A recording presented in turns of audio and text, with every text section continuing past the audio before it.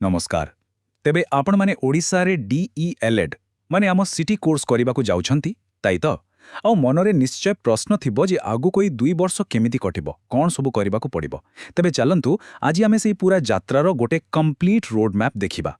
परीक्षा तो पास करिगले किंतु एबे प्रकृत प्रश्न हेउछि एहा परे कोन मनरे बहुत किछि चालिथिबो निश्चय तेबे आडो व्यस्त हुअंतुनी आसंतु एकाठी देखिबा एही पूरा एकेडमिक यात्राटा केमिति रहिबो।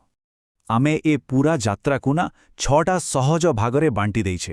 एडमिशन रु आरंभ करी क्लासरूम भितरे कौन हुए किभली असाइनमेंट मिले प्रैक्टिकल टीचिंग अनुभूति केमिति थाए परीक्षा केबे आउ केमिति हुए आउ शेषरे सर्टिफिकेट मिलिबा पर्यंत सबु किछि। ठीक अछि तेबे चालंतु एकदम आरंभरो आरंभ करिबा माने जेतेबेले प्रवेशिका परीक्षार रिजल्ट बाहारे सेठुई प्रकृत काम आरंभ हुए।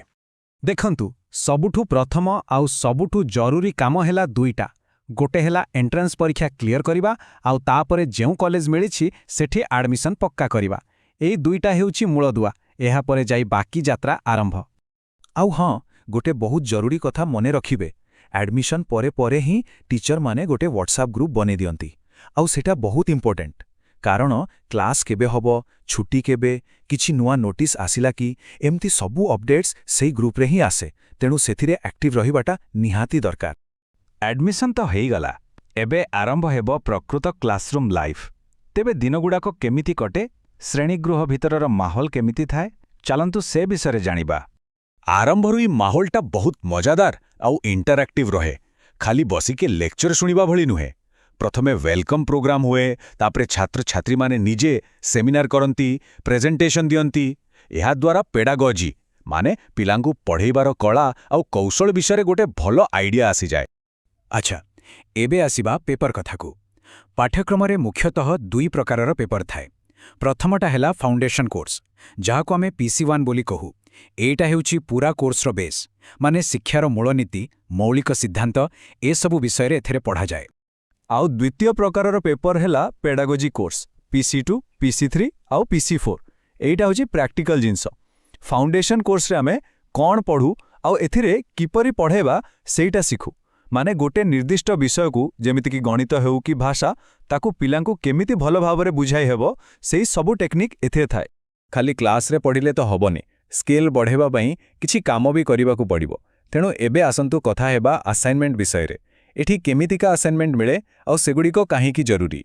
देखंतु असाइनमेंट मोटामोटी दुई प्रकारर इंटरनल आउ एक्सटर्नल।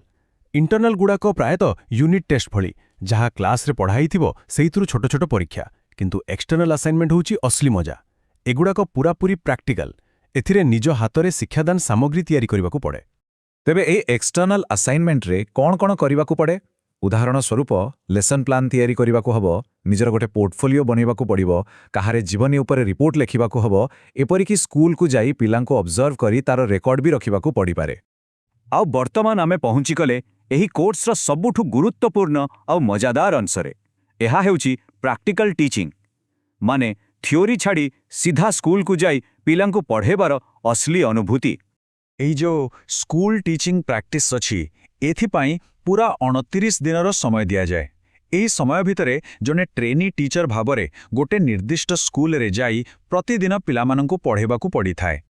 एही 29 दिनर प्रैक्टिस को 2 वर्षरे भाग करि दिया जाइछि।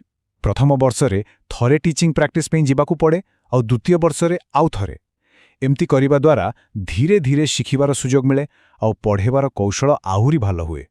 हेले एई 29 दिन भितरे करिबाकू कोन पड़े देखंतु किछि मुख्य दायित्व थाए जेमिति कि प्रतिदिन पई लेसन प्लान तैयारी करिबा पाठ को आहुरी सहज और मजादार करिबा पई चार्ट मॉडल भली टीचिंग एड्स बनेबा और प्रतिदिन कोन सबु कले ताकू गोटे लॉगबुक रे लिखि रखिबा।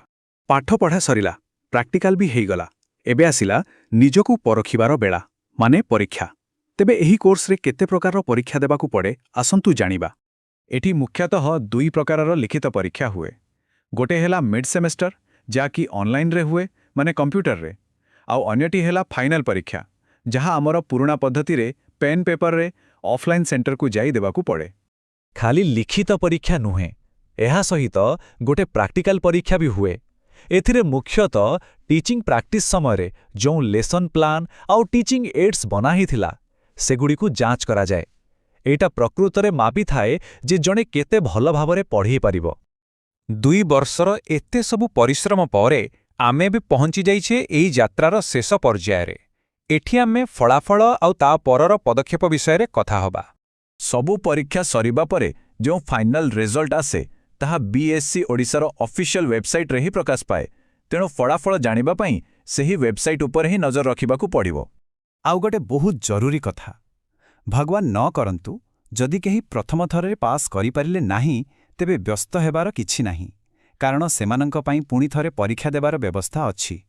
ଏକ ନୋଟିଫିକେସନ୍ ଆସେ ଆଉ ଫର୍ମ ପୂରଣ କରି ପୁଣି ପରୀକ୍ଷା ଦେଇହୁଏ। ତେବେ ଏଇଟା ଥିଲା ଓଡ଼ିଶା ସିଟି କୋର୍ସର ପୁରା 2 ବର୍ଷର ଗୋଟେ କମ୍ପ୍ଲିଟ୍ ରୋଡମ୍ୟାପ୍।